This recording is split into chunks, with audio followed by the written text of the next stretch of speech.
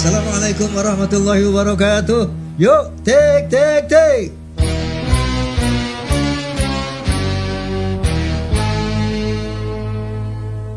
Assalamualaikum warahmatullahi wabarakatuh. Waalaikumsalam warahmatullahi wabarakatuh.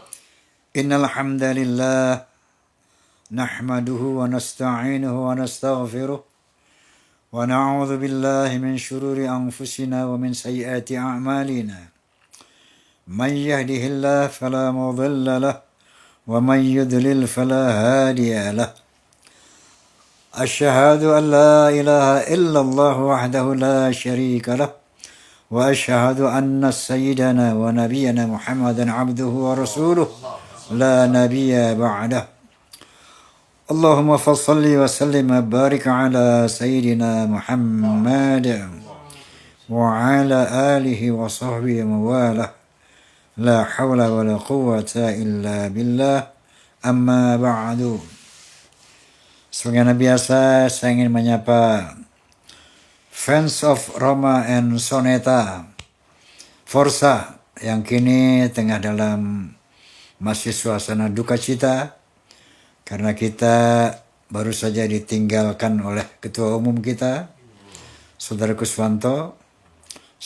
Semoga beliau diterima di sisi Allah. Amin. Dengan sebaik-baiknya.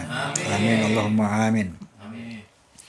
Kemudian Fahmi Tamami, Forum Silaturahmi Takmir Masjid dan Mushola Indonesia, PAMDI, Persatuan Artis Musik Dangdut Indonesia, kemudian PWILS, Perjuangan Wali Songo Indonesia, Laskar Sabilillah, PIN, Perisai Idaman Nasional, dan juga Klanars. Seluruh pemirsa dimanapun Anda berada, bahwa kali ini saya akan membahas sesuatu yang spesial, istimewa ya. Karena selama ini beberapa episode saya tidak membahas masalah polemik nasab. Sekarang udah mulai kangen lagi nih Mbak Alawi. Jadi saya undang tamu yang superstar dalam hal ini. Superstar nasab. Makanya hari ini spesial nih, ya. Ada rebusan segala. Di situ ada rebusan Bang. Ada. Kopinya belum ada Bang. Jadi insya Allah dalam rangka menilai, mengevaluasi kaleidoskop dari polemik nasab yang awal dilakukan oleh Kiai Haji Imaduddin Utsman Al-Bantani kurang lebih pada tahun 2022. Ya. Nah, sampai saat ini kita ingin melihat bagaimana perkembangan daripada polemik nasab ini. Sebelum saya bertemu dengan sosok idola kita ini, saya ingin Masya Allah bersyukur kepada Allah Subhanahu wa Ta'ala dalam forum ini. Ternyata telah banyak sekali ulama, pengusaha, pejabat yang terserahkan bersaksi kepada saya sendiri. Masya Allah luar biasa. Ini akibat efek positif dari perjuangan jihad seorang mujahid, seorang mujtahid. Tepuk tangan buat Kiai Haji Imaduddin Utsman Al-Bantani. Assalamualaikum Kiai. Waalaikumsalam Bang Haji. Masya Allah makin ganteng ya. Ngopi lo Kiai. Terima kasih Bang Haji. Bangga. Ngopi. Bismillahirrahmanirrahim. Temenin. Weh, ini kopinya diminum silakan. Depan kopinya. Pak Kiai, maksud saya di podcast ini kita katakanlah mengadakan kaleidoskop peninjauan ulang kepada beberapa tahun lalu dan sampai hari ini saya ingin Kiai kembali menjelaskan kepada umat apa yang membuat Kiai itu dulu, kan antum mantan Muhibin. Muhibin kelas berat beliau ya. Kok tiba-tiba berbalik begitu dan membuat sebuah tesis pengkajian yang setelah kita perhatikan kan sangat mendalam. Itu kira-kira seperti apa awalnya itu Kiai? Makasih. Ada sebuah ayat dalam Al-Quran, A'udzubillahi minasyaitonirrajim. Afaman yamshi mukibban ala wajhihi ahda amman yamshi sawiyan ala siratim mustaqim. Apakah orang yang berdiri atau berjalan mukibban menjadi mukibin? Ini mukibin itu udah ada dalam Al-Quran, Bang Haji, jangan macam-macam itu. Afaman yamshi mukibban, apakah orang yang berjalan menjadi mukibin? Mukibin ini maknanya dalam bahasa Arab itu orang yang menelungkupkan wajah. Jadi tidak merasa gagah perkasa. Ya. Orang yang selalu di bawah. Afaman yamshi mukibban ala wajhihi. Jadi tertelungkup di atas wajahnya. Ahda, dialah orang yang paling tercerahkan, orang yang paling diberikan petunjuk. Amma yamsi sawiyan ala siratim mustaqim, atau orang yang berdiri tegak. Jadi ada dua karakter dalam Al-Quran yang dicontohkan. Ada orang yang selalu tertelungkup, yang seakan-akan dunia ini zalim kepadanya. Ada orang yang selalu berdiri tegak. Mayamsi mukiban ala wajhi ada amayamsi sawiyan ala siratim mustaqim. Berdiri tegak dalam jalan yang lurus. Nah, saya nggak mau jadi mukibin itu. Okay. Makanya saya ingin jadi sawiyan ala siratim mustaqim. Masya Allah. Nah, cuma ternyata perjalanannya itu tidak mudah. Ya pastilah. Harus ada berliku-liku. Ya, jadi mukibin anu kan. Ya. Akhirnya suatu saat, suatu ketika saya melihat sebuah podcast. Bukan podcast. Sebuah YouTube yang memperlihatkan Bakar Sumit itu. Bakar Sumit, dia lagi sidang. Ada seorang kiai dari Jawa Barat, kalau tidak salah dari daerah Garut, yang menjadi saksi memberatkan dia. Oh, okay. Kemudian kata Bakar Sumit itu Nabi Muhammad kakek ente apa kakek aneh? Kalau ente bilang itu kakek ente bohong katanya. Nah, kalau ente bilang ini kakek Nabi Muhammad kakek aneh, kenapa ente menjadi saksi memberatkan buat cucunya? Ini yang membuat saya, apa benar dia cucu Nabi? Okay. Nah, terus ada juga video di dalam tubuhku mengalir darah Rasulullah. Apa betul di dalam tubuhnya mengalir darah Rasulullah? Singkatnya, setelah diperiksa, dia bukan cucu Nabi, di dalam tubuhnya nggak mengalir darah Nabi, Bang Haji. Itu qat'i. Jadi itu qat'i itu artinya tidak bisa dibantah lagi bahwa di dalam tubuhnya Bakar Sumit, Rizik Syihab, Taufik Segaf, Lutfi bin Yahya sama sekali tidak ada darah Rasulullah di sana. Ternyata dari mana itu? Karena darah Rasulullah itu bisa diketahui hari ini dari orang-orang yang mengaku keturunan Nabi, yang terverifikasi secara syar'i, yang terverifikasi secara genetik. Hari ini keturunan Nabi yang mendapatkan legitimasi historis sejak ribuan tahun itu masih banyak. Adanya di Mekah Al-Mukarramah, dari keluarga Bani Qatadah, dari keluarga Sulaimaniyah, dari keluarga Bani Ajlan, dari keluarga Raja Yordan, dari keluarga Ar-Rasi yang ada di Yaman.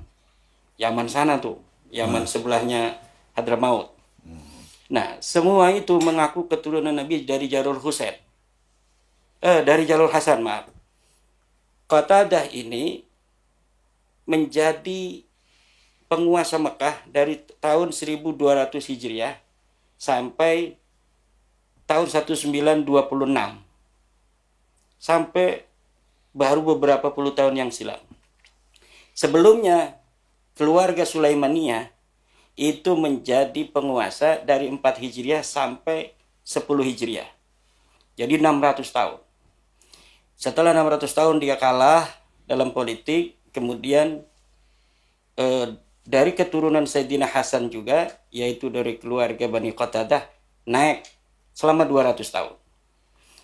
Nah, mereka ini tidak saling berkompromi. Ketika Bani Sulaimaniyah abad 10 itu tidak menjadi penguasa di Mekah, keturunannya biasa, jadi orang biasa ada di Mekah. Kemudian naik Bani Qatadah, dialah yang menjadi penguasa Mekah. Sampai sekarang masih ada, yaitu di Yordan. Kemudian di Yaman Utara, di San'a itu Bani Ras, namanya Rasi At-Toba. Itu sejak tahun 280 Hijriah tercatat di dalam kitab. Mereka menjadi penguasa sampai 1967. 1967 selesai itu kekuasaannya. Jadi selama 1200 tahun jadi raja di Yaman Utara di sana. Turunannya itu. Keturunannya. Ya. Meninggal terakhir raja siapa namanya itu Al-Badr dari dinasti Mutawakkil itu tahun 1996 Masehi ini. Jadi keluarganya hari ini masih banyak. Dan mereka semuanya secara mandiri masing-masing tes DNA. Keluarga yang telah tercerai-berai selama 1200 tahun ini, yang tidak saling kenal mengenal, kemudian saling tes DNA masing-masing. Setelah tes DNA, hasilnya semuanya sama. Mereka memiliki ciri genetik yang disebut haplogroup J1. Memiliki penanda keturunan Adnan, yaitu 8712. Memiliki ciri genetik keturunan dari Quraisy L859. Memiliki keturunan genetik dari Bani Hasim 8703. Memiliki ciri genetik Sayyidina Ali 10500. Semuanya Tapi dalam haplogroup J1. dalam haplogroup J1 semua. Nah, apakah cukup dari Bani Hasan saja, keturunan Hasan bin Ali, kita hari ini melihat adanya haplogroup J1 dengan kode-kode genetik sublet dari J1 itu ada di keturunannya hari ini? Tidak. Di Mesir dari keturunan Husain, dari kota Manfalut, sebuah keluarga bernama Al-Qandil. Tes DNA J1 memiliki penanda genetik subklet dari J1 itu sama seperti Bani Hasan yang ada di Mekah dan di Yaman. Kemudian di kota Kuwait, dari sebuah keluarga yang mengaku keturunan Ja'far, Al-Ja'fari di Kuwait, tes DNA J1 juga. Keluarga yang ada di Lebanon, Al-Makki, dari keturunan Husain melalui Ja'far Shadiq juga, tes DNA J1 juga.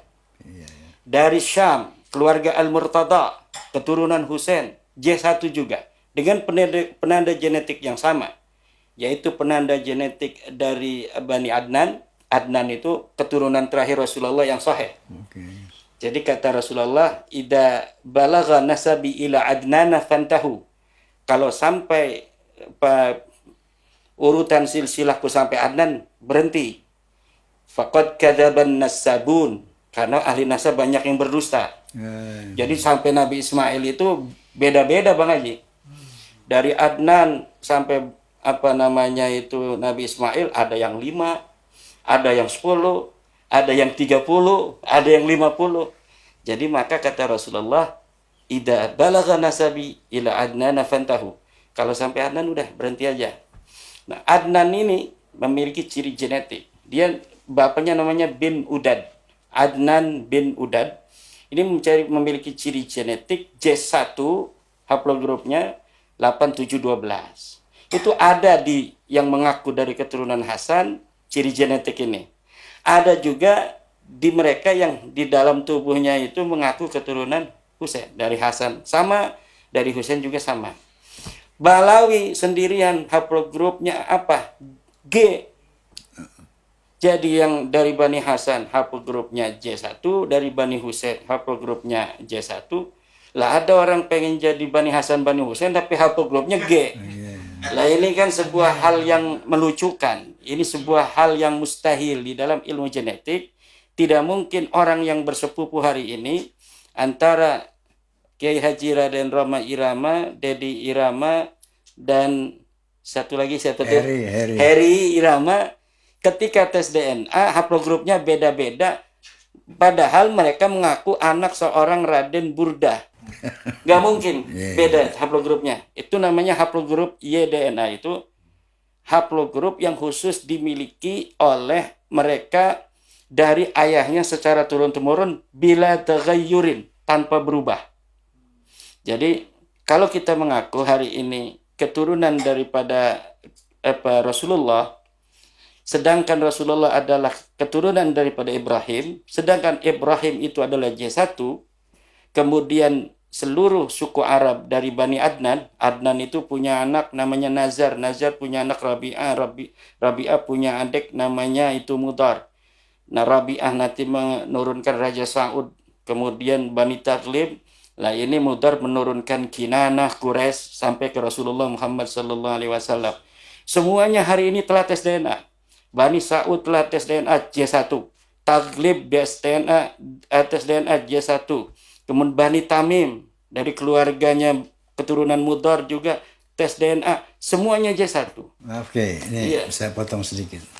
Berarti Muhammad Rizik Syihab itu benar memerintahkan orang yang ngaku keturunan Nabi harus tes DNA, betul nggak? Ternyata beliau ini sudah menyadari ini. Telah menyadari apa yang diuraikan tadi oleh Kiai Imad. Semua sudah tes DNA, semua tes DNA, beliau paham. Makanya ayo, ini ada darah sambut Nabi. Siapa yang ngaku-ngaku turunan Nabi, tes DNA. Nanti ketahuan tuh yang mana yang palsu, yang mana yang benar. Disuruh tes DNA. Jadi beliau juga ngerti tuh masalah DNA, betul nggak? Udah tes DNA belum beliau? Belum ya? Dia belum, tapi dari marga Shihab sudah ada yang tes DNA. Ya kayak siapa ya perempuan itu? Kalau Najwa Shihab itu mitokondria untuk mengetahui apa dari jalur perempuan, dan juga tes DNA untuk mengetahui leluhur berapa persen campuran yang ada di dalam tubuh kita. Jadi tes DNA itu macam-macam Bang Haji. Ada tes DNA. Najwa Shihab itu apa tadi? Tes DNA untuk ancestry namanya, untuk mengetahui leluhur kita berapa persen sih dari Indonesianya, berapa persen sih dari Arabnya, berapa persen sih dari Indianya. Yang saya maksud beda kan, binnya sama dengan apa? Marganya sama dengan Rizik Syihab. Dan dia di dalam tubuhnya itu banyaknya itu dari India. 48% itu di India. Nah, dan keluarga Syihab itu sudah tes DNA, dan tes DNA-nya G juga. Kita sudah punya kitnya, kita sudah punya alamatnya. Karena di antara kita sudah ada yang tes DNA, Bang Haji. Dan juga dari Balawi ada yang dukung kita satu orang, ini saya masih rahasiakan. Dengan dia mendukung kita itu satu orang itu, kita bisa masuk ke seluruh Balawi itu, di dalam DNA Balawi itu. Siapa saja sepupunya. Makanya kalau mereka mengelak, dari kita belum ada yang tes DNA, kita sudah punya datanya. Kalau suatu saat di pengadilan dibutuhkan, semuanya kita bisa buka di sana. Jadi tidak ada lagi mereka bisa berlari dari kenyataan. Ya, yang saya maksud begini Kiai, hadirin ya, bahwa sebenarnya saudara Rizik Syihab ini kan sudah mengetahui masalah kebenaran tes DNA itu. Sampai beliau menganjurkan untuk DNA. Artinya dia telah meyakini kan. Tinggal apakah dia konsisten atau tidak. Nah iya, itu masalahnya. Ternyata kan nggak konsisten sampai sekarang kan. Diharamkan oleh mantunya sendiri kan. Itu menantu kurang ajar itu. Sama mertua kok begitu. Minum lagi. Mertuanya ngomong tes DNA haram katanya. Ya kan itu kurang ajar Mas. Padahal mertuanya suruh ya. Mertuanya nyuruh, dia yang ngelarang. Padahal anaknya dikasihin. Oke Kiai, kita melihat alhamdulillah, wa syukurillah, subhanallah, alhamdulillah. Apa yang antum laksanakan itu, membuat tesis, kemudian didukung oleh ahli biologi, Dr. Sugeng, didukung oleh ahli filologi, Profesor Menahem Ali, didukung oleh para kiai, diantaranya ada Ki Nur Ihya, ada Kiai Marzuki Mustamar, ada Kiai Alawi Al-Bantani, ada kiai, Masya Allah. Banyak sekali para ulama, para kiai yang sudah tercerahkan. Sebagaimana saya katakan tadi, wallahil azim, demi Allah, banyak orang yang bersaksi kepada saya, entah itu pejabat, mantan pejabat, pengusaha, bahkan orang-orang muhibin biasa yang telah tercerahkan dengan polemik ini. Nah, itu terindikasi bahwa sudah jauh sekali rungkatnya mereka, Kiai. Nah, saya melihat efektivitas upaya Kiai ini. Sekarang ini Mbak Alawi merubah strategi. Sekarang yang namanya Habib udah ganti merek, jadi apa? Jadi Sayyid, ada yang Syarif, udah ganti apa? Ganti brand baru ya, Sayyid Syarif. Ini satu indikator juga bahwa mereka pendusta. Yang kedua, sekarang ini Kiai saya melihat mereka tuh memuji-muji Kiai sekarang. Betul. Itu hormatilah para ulama, para kiai, jangan merendahkan orang. Masya Allah. Pertama, ini saya melihat efektivitas ya dari dakwahnya beliau, penemuan beliau. Ternyata efektif. Kalau enggak, mereka nggak akan ngomong gitu. Kalau nggak efektif, beliau nggak perlu ganti-ganti marga ya. Dari Ba'alwi menjadi Sayyid, menjadi Syarif. Itu efektif. Nah sekarang banyak dari mereka ceramahnya tuh hormati kiai, hormati ulama gitu. Menurut saya pertama ini efektifnya jelas ya. Nah tetapi saya Kiai mohon maaf melihat ini satu strategi aja dari mereka ya. Sebelum mereka mengatakan kami bukan turunan Nabi, saya rasa kita tetap harus waspada kepada mereka. Nah Kiai, kenapa? Apa yang harus kita lakukan selanjutnya Kiai? Sekarang kita lagi sedang melakukan suatu hal di mana itu hal zaman dahulu itu dilakukan oleh Rasulullah, yaitu mencerahkan kan.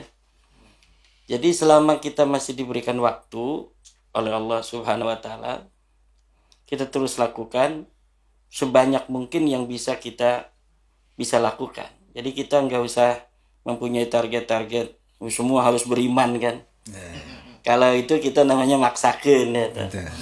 Jadi Rasulullah berdakwah itu tidak boleh memaksa orang semua harus beriman. Adalah ikraha fiddin qad tabayyana rusdu minal ghayy kan.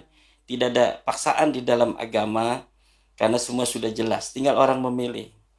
Nah, kalau misalnya kita mempunyai target semua orang harus itu sadar jadi mukibin itu berarti kita tidak ikhlas dalam berdakwah. Jadi apa yang kita bisa lakukan, hidup ini kan di dalam dunia ini berkelanjutan.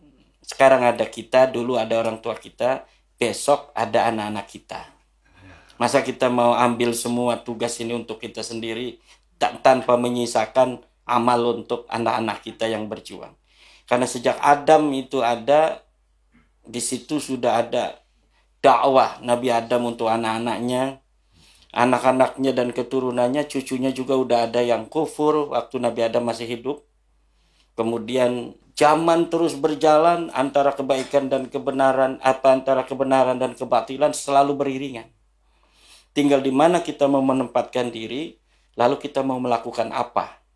Apakah di dalam pertarungan abadi antara kebenaran dan kebatilan, kita ingin yang menjadi pejuangnya dari kebenaran, atau kita mau melakukan kebatilan, atau kita mau biasa-biasa aja di tengah.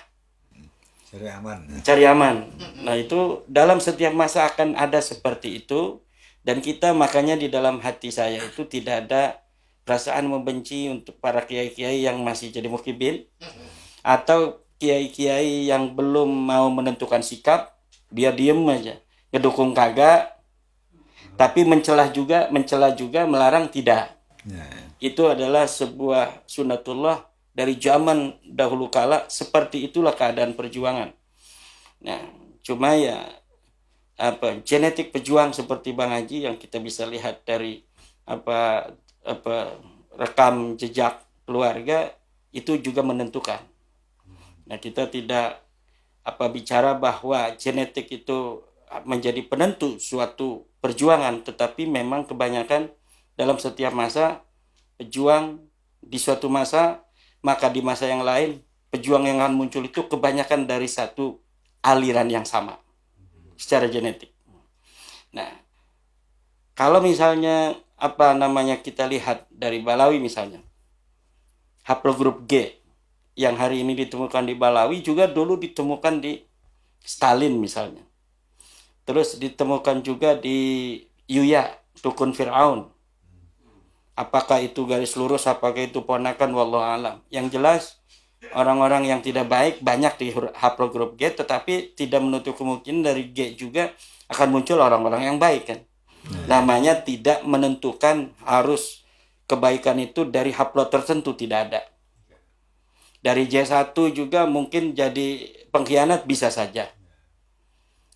Buktinya dari keluarga besar Bang Haji di Kesultanan Banten zaman dulu. Ada juga anaknya sultan dari darah yang baik, kemudian dia kerjasama dengan Belanda juga ada. Nah itulah harus menjadi sebuah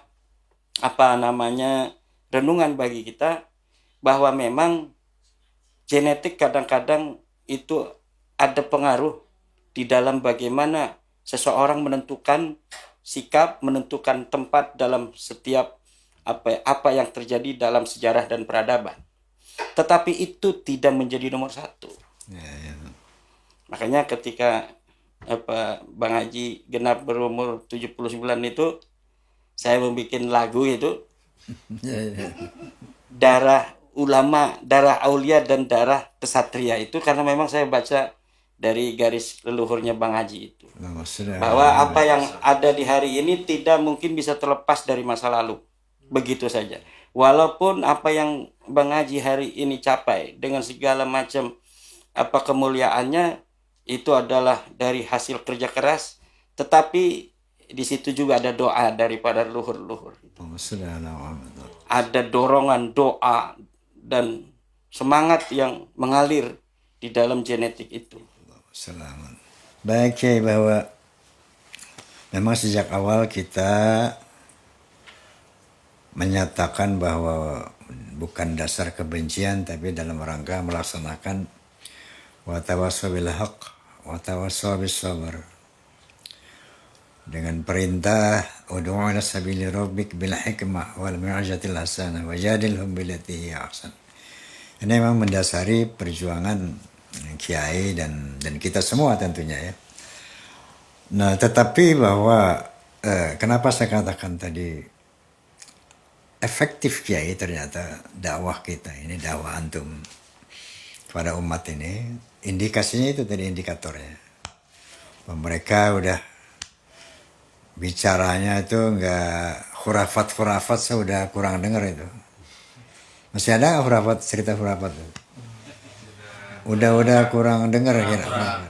Ya, mereka udah bisa menghormati kiai, ulama. Bahkan ada seorang kiai yang saya baca di sebuah podcast juga, kiai. Alhamdulillah sekarang kita dihormati oleh habaib katanya. Cium tangan. Jadi sudah dihormati, kiai itu merasa dihormati. Ini Masya Allah satu rahmat dari hasil perjuangan Kiai Imad dan teman-teman.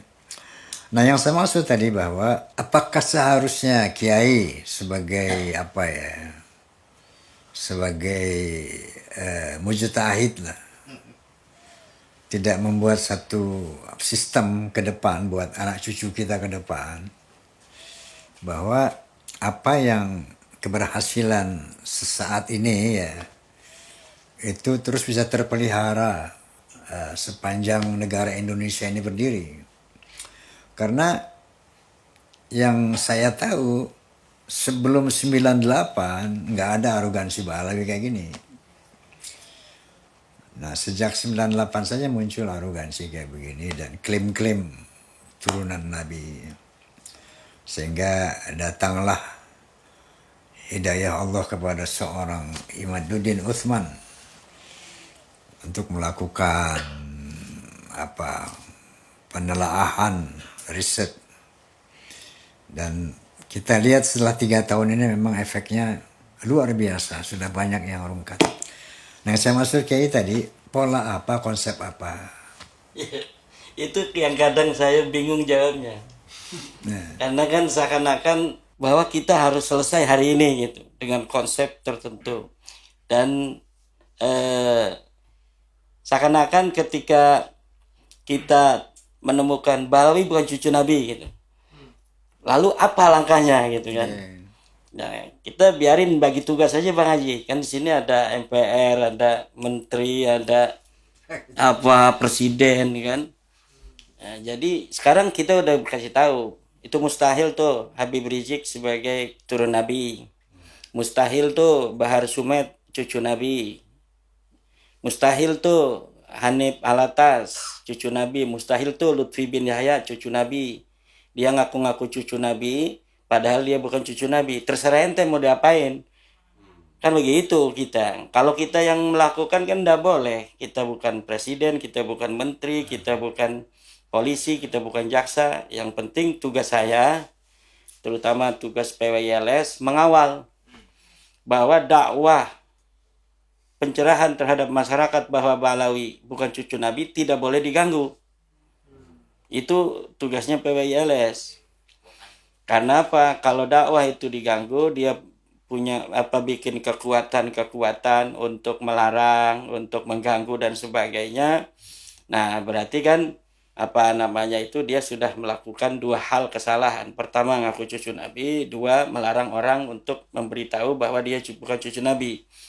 Nah, selama mereka itu tidak mengganggu dakwah bahwa mereka bukan cucu Nabi, Balawi bukan cucu Nabi, dan silakan aja mereka mau ngaku cucu Nabi kalau bagi saya. Kalau bagi saya begitu Bang Haji. Ya. Yang penting saya ngomong ente bukan cucu Nabi, ente ndak marah. Ente mau ngibulin orang-orang yang mau dikibulin ya silakan aja. Okay. Tapi saya mau mencari orang-orang yang mau menerima bahwa ente Balawi itu bukan cucu Nabi. Nah, sama seperti Rasulullah ketika memberikan dakwah, ini Allah adalah Tuhan, aku adalah Nabi, Al-Quran adalah imam kita. Ini yang harus dipegang dalam kehidupan kita menuju keabadian di dalam surga. Nah, ada yang mau menerima, alhamdulillah. Ada yang enggak, sampai sekarang juga masih banyak. Faman syaa falyu'min wa man man syaa syaa falyakfur. Nah, kalau untuk regulasi yang lebih mempunyai daya tekan itu kan miliknya pemerintah. Kalau kita tugasnya berdakwah saja. Bang Haji berdakwah, saya berdakwah, yang penting jangan diganggu. Kalau ada yang diganggu, hadapi PWILS. Kan begitu. Sekarang ini PWILS Bang Haji makin banyak, sampai ke luar negeri udah ada PWILS. Hong Kong udah, itu Cina, Jepang itu juga mau itu. Dari Jepang sudah ngubungi saya. Malaysia pengen dibentuk PWILS. Nanti kalau kan PWI itu ada singkatan Perjuangan Wali Songo Indonesia.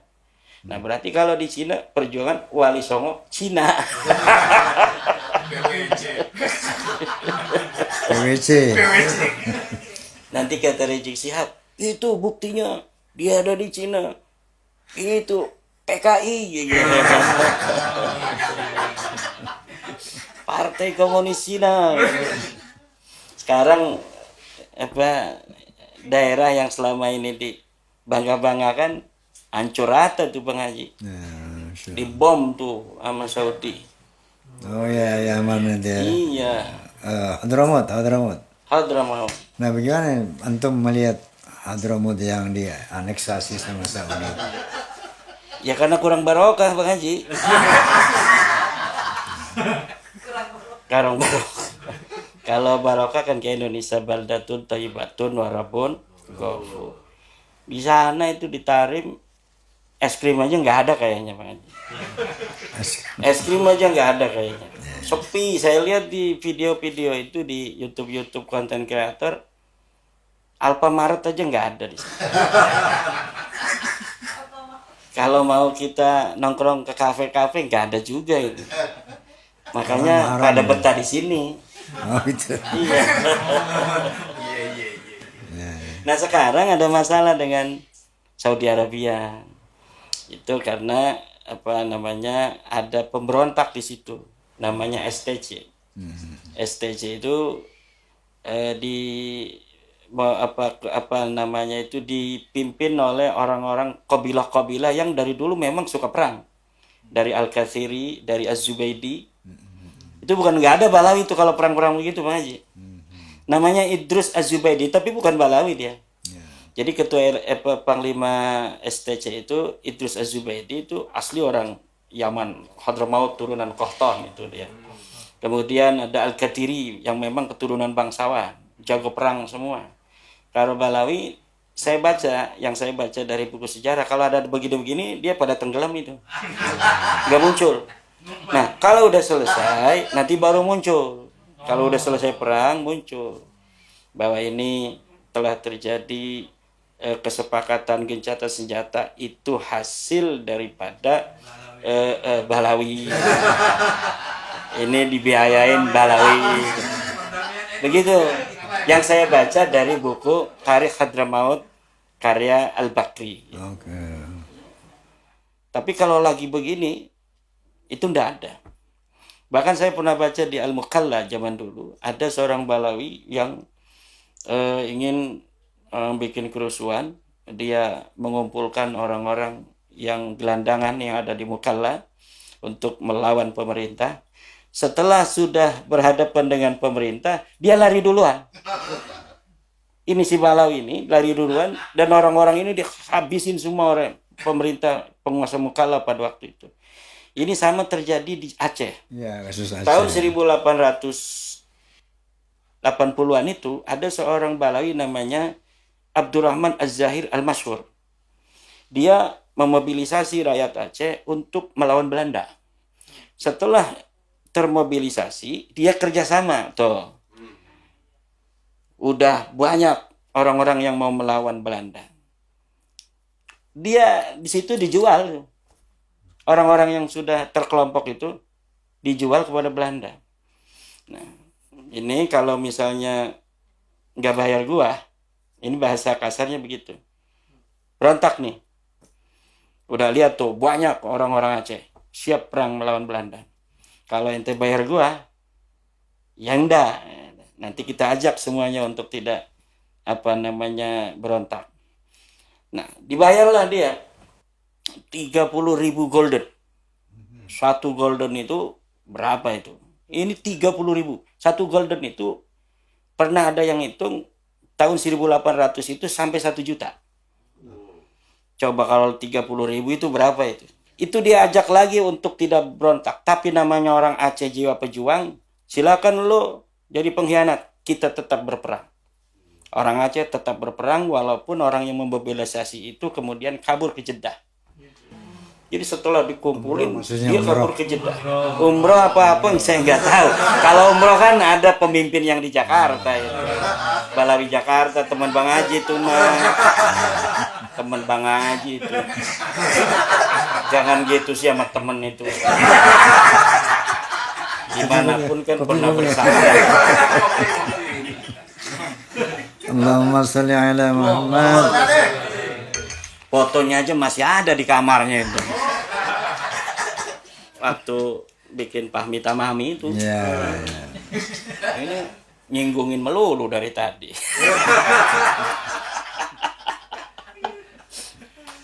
ya, masya Allah. Foto sama saya juga ada dia. Oke, jadi pemirsa bahwa tadi Kiai Imad telah menjelaskan bahwa perjuangan katakanlah meluruskan ya, masalah nasab ini ya bukan kelompok kita sendiri, tetapi semua harus ikut dengan alasan, dengan dasar bahwa perjuangan Kiai Imad kemudian disambung oleh Kiai Abbas Buntet yang mendirikan PWILS ini sebetulnya tujuannya adalah menyelamatkan sejarah, entah itu sejarah NU, sejarah Wali Songo, sejarah bangsa, menjaga akidah umat Islam dari hal-hal khurafat dan kemusyrikan, dan terutama lagi menjaga NKRI, Negara Kesatuan Republik Indonesia, yang memang mereka punya agenda yang jelas sekali untuk menguasai Indonesia. Indonesia milik Aulia Tarim, ini kan satu klaim yang tegas dari mereka, yang memang tidak bisa dibiarkan sebagai Muslim dan sebagai anak bangsa. Nah Kiai, masalah mudzakarah atau masalah pertemuan Diskusi. membahas nasab ini, polemik ini dengan Rabithah Alawiyah, dengan Kiai misalnya kan, ini deadlock apa masih ada kelanjutan, ada kemungkinan gitu? Saya kurang tahu, harusnya Bang Haji ngebel Taufik Sigap itu. Gimana gitu. Kalau dari kita selalu terbuka, Bang Haji. Kemarin ada yang telah bersaksi itu, saya lihat di YouTube, panitia dari Cilacap yang menghubungi saya untuk melakukan diskusi dengan Rabithah. Dia independen dari Cilacap, Kiai Salim Group itu. Kemudian saya bilang oke, nanti kami, katanya Pak Kiai, akan menghubungi hari ini langsung ke Rabithah. Kapan, apa kesiapannya dan sebagainya, kita tentukan dari Rabithah. Nah, setelah dari rumah saya ke Rabithah itu tidak ada kabar lagi. Tapi baru semalam, itu kejadian udah lama. Nah, tapi baru semalam saya lihat di sebuah YouTube bahwa ternyata Rabithah tidak mau. Rabithah sama sekali tidak mau untuk membahas nasab, berdiskusi nasab dengan Kiai Iman, dan tidak mau mengirim wakil. Dan ini udah fix dari mereka. Ya. Karena akan lucu juga Bang Haji kalau ada debat juga. Akan sangat lucu.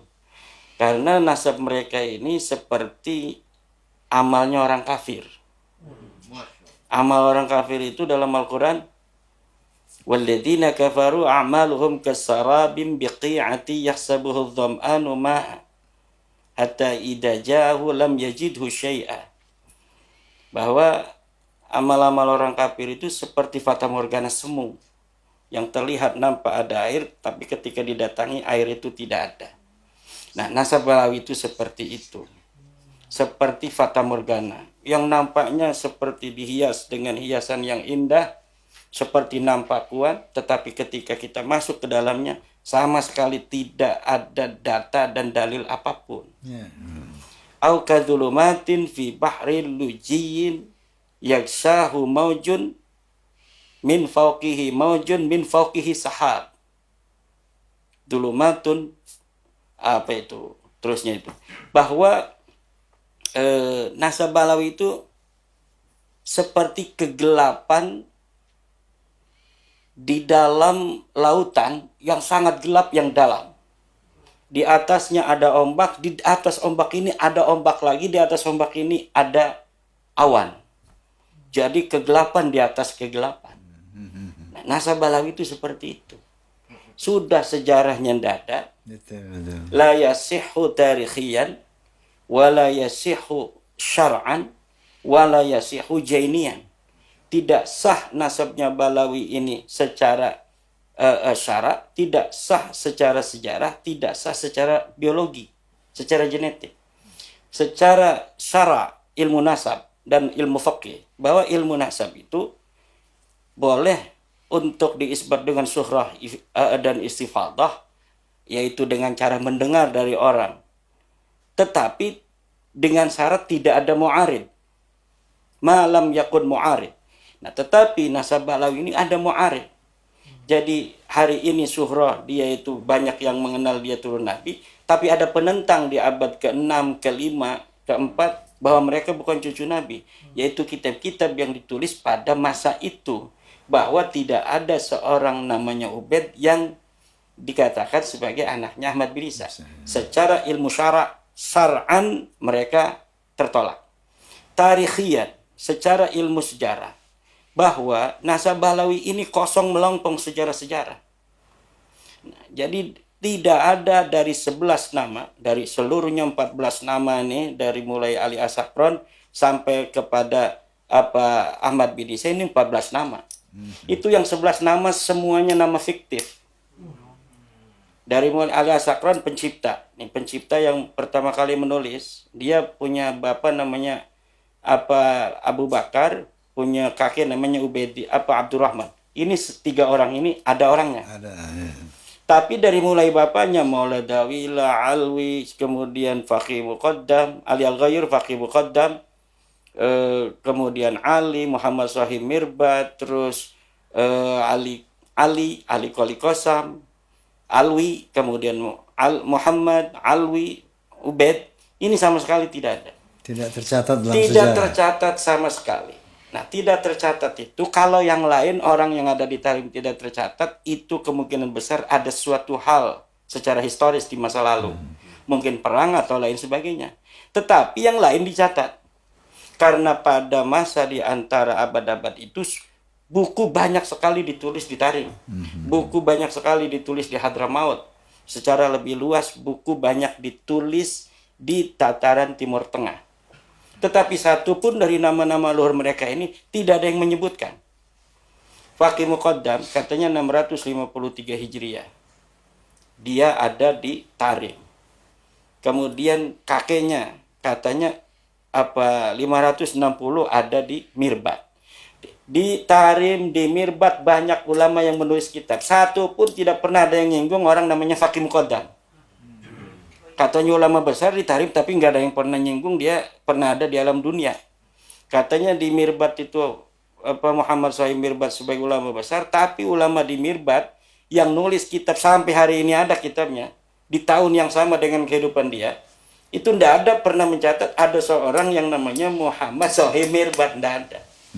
Nah, secara tarikhi mereka gugur, batal tarikhian.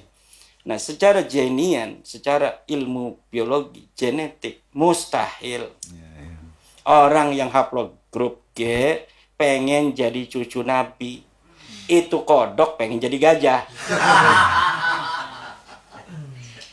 Tapi yang Mi'raj 70 kali semalam kan itu ya, kita juga punya sejarah. Gundala bisa terbang. Gatot Kaca juga ya? Gatot Kaca bisa terbang juga. Iya. Sangkuriang bisa nendang perahu jadi gunung. Lah kita gedein aja itu.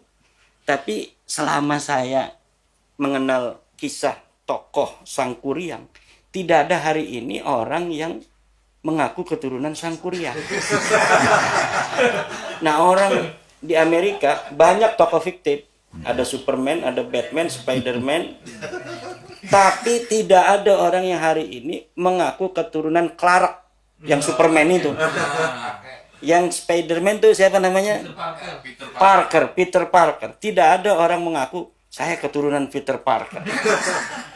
Nah, tapi kalau Balawi dia ciptakan tokoh, lalu dia mengaku keturunan tokoh ini yang dia ciptakan. Alah Bang Haji mah. Oke. Dan ini bisa dibuktikan. Apa namanya pabrikasi ini? Bisa dibuktikan. Bisa dibuktikan secara ilmiah. Karena di situ ada yang disebut argumentium ex silentio.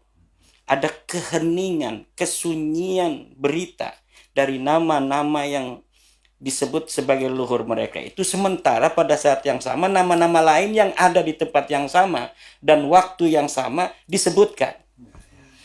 Ada lagi apa istilah dalam ilmu sejarah argumentium ad ignorantiam.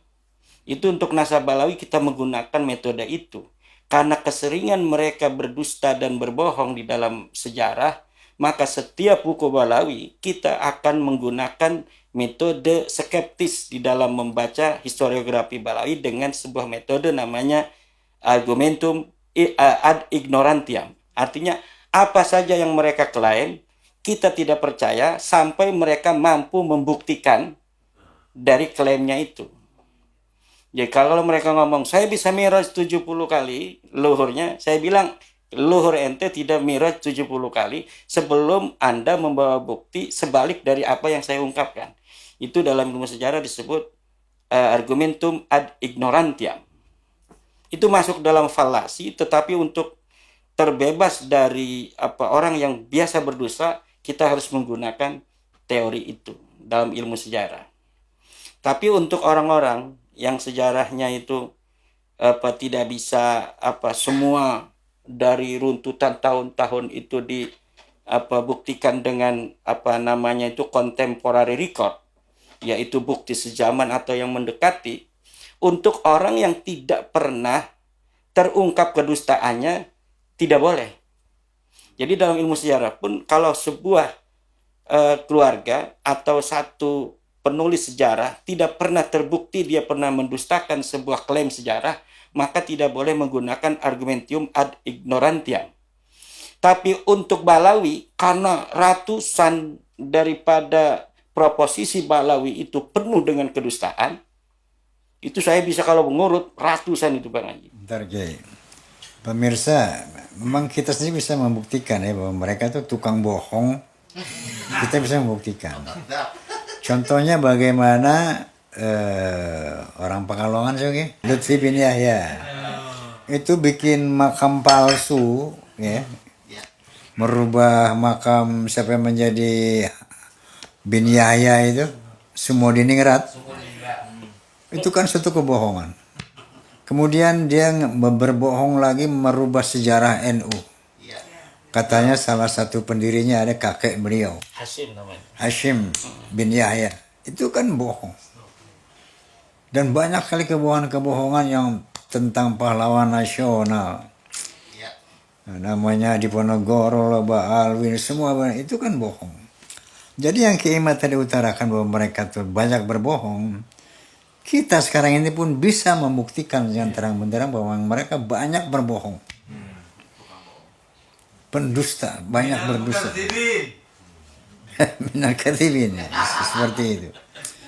Jadi Masya Allah, Kiai, kalau saya katakan tadi efektivitas daripada dakwah antum ini semakin kelihatan ya efeknya, bahwa banyak sudah ulama yang mulai tidak menjadi muhibin lagi, kemudian pengusaha, pejabat, dan rakyat biasa. Nah ini yang bahwa saya sering bicara sama Gus Abbas ini Kiai, bahwa PWLS ini satu-satunya organisasi yang serius untuk menghadapi gerakan Balawi ini. Satu-satunya. Kita tahu banyak sekali ormas Islam di Indonesia, tapi tidak ada yang sungguh-sungguh serius menghadang gerakan-gerakan agenda-agenda Balawi ini. Nah, oleh karena itu saya selalu menganjurkan Kiai, entah di forum-forum tablik atau di podcast atau bicara-bicara umum. Ini PW ini harus didukung gitu ya. Harus didukung, harus dibesarkan. Makanya kemarin saya usulkan kepada ketum untuk membuat yel-yel bahwa PWLS Izul Islam wal Muslimin. PWLS Izu Indonesia wal Indonesian. Kenapa yel-yel itu yang saya sarankan bahwa gerakan PWLS ini untuk kemuliaan Islam dan umat Islam. Untuk kemuliaan Indonesia dan bangsa Indonesia. Jadi sebagai organisasi yang betul-betul menyebarkan rahmatan lil alamin, menegakkan amar ma'ruf nahi munkar, khususnya kemungkaran yang tengah dijalankan oleh Ba'alawi ini. Nah, kalau dari saya Kiai, tadi Kiai sudah mengucapkan bagi-bagi Bang Haji, nanti anak kita, cucu kita tuh yang ke depan yang harus bersama gitu kan ya. Dan ada pemerintah tuh, harus pemerintah gitu kan. Saya ya sebagai astagfirullahaladzim. Saya katakan bahwa alam ini banyak banget sahabat saya nih Kiai. Banyak banget. Kelihatan. Itu Kuitang itu sahabat banget ya Allah. Yang namanya Ali bin Abdurrahman. Kalau itu. mantan mukimin ada ciri-cirinya. Bener. Aduh banyak banget dari musisi, dari ulama mereka, dari sahabat-sahabat bener-beneran gitu kan. Nah jadi satu apa saya ini cita-cita saya ini, ya Allah seandainya mereka mau kembali kepada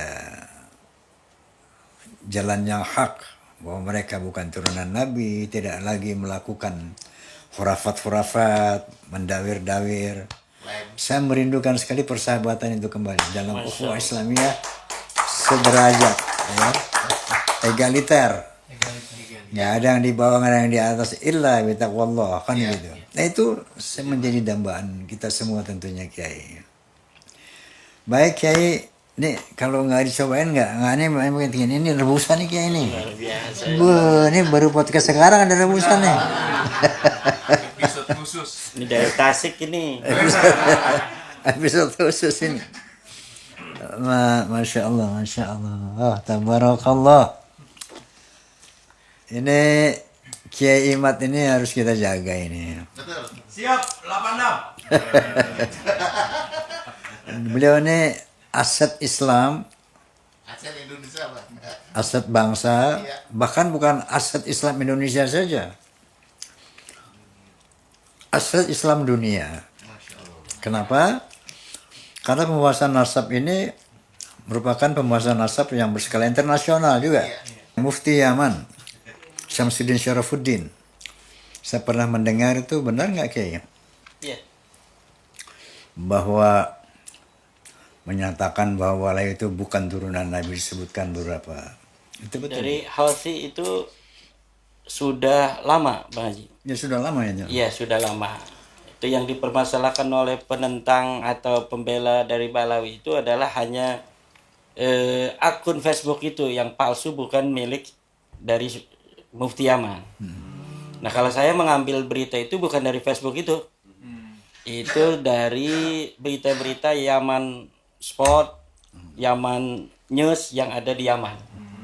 Bahwa keluarga Houthi itu tidak mempercayai Ba'alawi ini sebagai keturunan Nabi. Yang Mufti Yaman itu? Mufti Yaman itu maksudnya adalah Mufti Yaman Houthi. Ya. Ya. Kemudian sejarawan Yaman sekarang banyak yang hubungi saya, Bang Haji. Bahkan mereka menganulir dari kepercayaan tentang sebuah nasab ke sahabat Nabi. Jadi ternyata di Yaman Selatan ini zaman dulu Ba'alawi ini selain mereka mengaku cucu Nabi, itu memberikan nasab-nasab juga kepada orang-orang situ. Oh, kamu ke Abu Bakar, kamu ke Umar, kamu ke Ibnu Abbas. Ini sah. Ini benar. Walaupun kita nggak tahu. Kenapa? Saya ngalamin mau dikasih nasab. Saya sendiri ngalamin. Mau Al Idrus, mau Al Atas, mau. Kalau saya Dikasih. ditawarinnya bin Yahya Bang Haji. Oh, gitu. Itu Sebelum isu nasab ini, Nah, tahun 2017 ketemu yang tadi tuh, nah, saya ditawarin bin Yahya ya. dengan Kang Tusmogi. Nah, itu di Yaman mereka ini sejarawan dan nakib dari sebuah keluarga. Saya jangan sebutkan karena di Indonesia juga banyak keluarganya. Ya, ya. Dari Yaman, ana utabiukum ya Syekh fi tarikh Hadramaut. Saya mengikuti kamu wahai Syekh dalam sejarah Yaman. Dan ternyata keluarga saya ini munsibnya. Munsib itu artinya pemimpin, nasabah yang mencatat apa sejarah dan apa keluarga mereka. Sampai tahun kemarin tuh baru menulis buku tentang sejarah dari keluarganya. Dan tahun ini sudah tobat bahwa saya silsilahnya bukan di situ katanya. Gara-gara polemik nasab yang ada di Indonesia ini. Bahwa dulu Balawi memberikan nasab-nasab ini kepada keluarga mereka.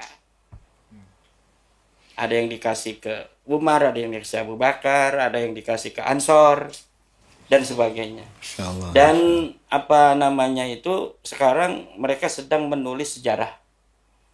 Nanti kalau sudah selesai, kita akan berikan pada Kiai Imad katanya untuk ditelaah. Apakah tulisan apa mereka ini sesuai atau tidak.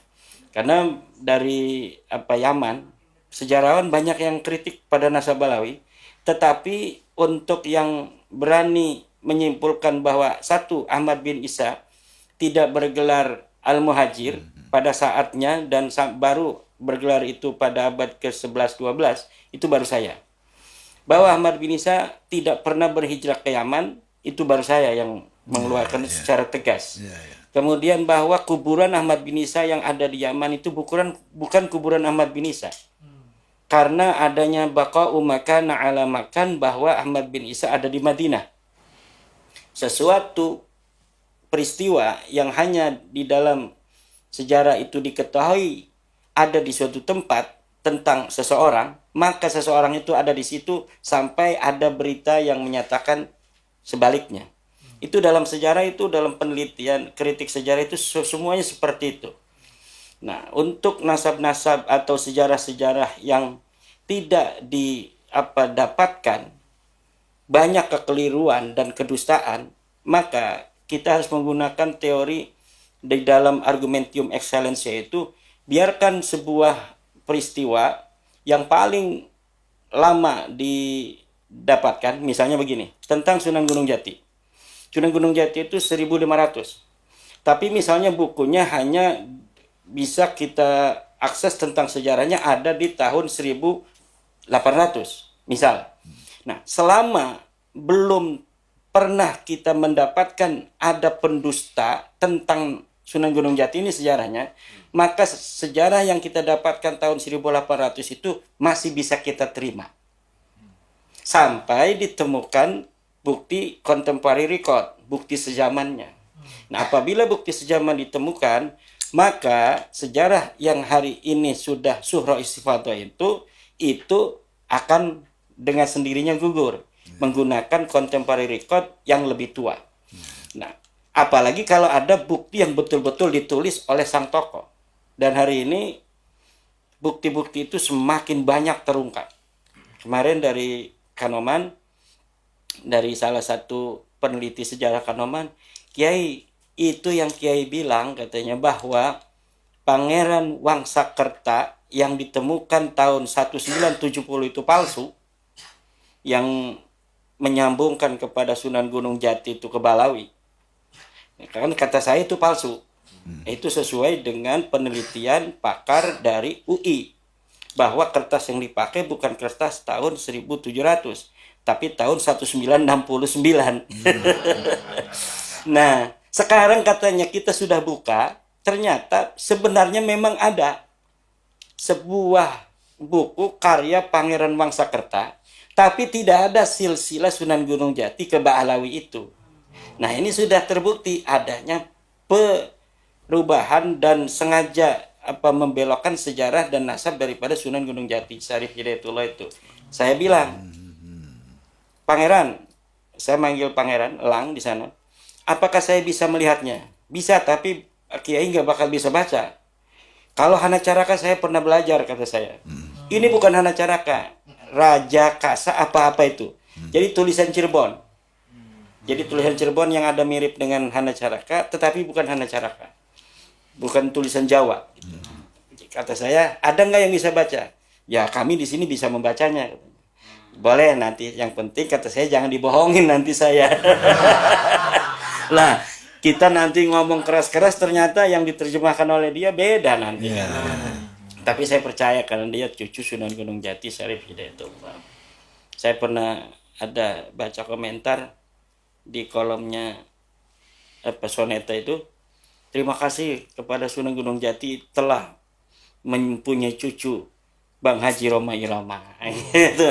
Agar untuk bisa mencerahkan masyarakat Indonesia ini. Masya Allah. Mengkitu Kiai. Mohon ada aya komentar. Abi maca komentar anu aya di Soneta kreo apa dibacanya? Kru ya. Soneta kru. Allahumma sholli ala Muhammad. Baik Kiai, barangkali ada pesan penutup Kiai. Saya setuju dengan Bang Haji bahwa PWI harus dibesarkan. Bukan hanya dia bisa besar sendiri, tapi siapapun harus ikut membesarkan PWI.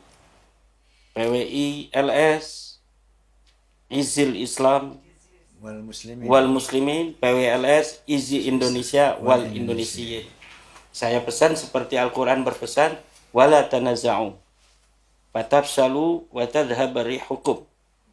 Jangan saling bertengkar. Nanti kalau bertengkar, fatafshalu akan menjadi lemah. Kalau sudah lemah, wa tadhhab rihukum akan hilang kewibawaannya, orang tidak menjadi segan lagi. Wasbiru innallaha ma'as sabirin, dan bersabarlah dalam berjuang. Innallaha ma'as sabirin, sungguhnya Allah beserta orang-orang yang sabar. Baik. Pemirsa, terima kasih atas perhatiannya, khususnya kepada PWLS. Semoga ini menjadi lebih semangat buat kita.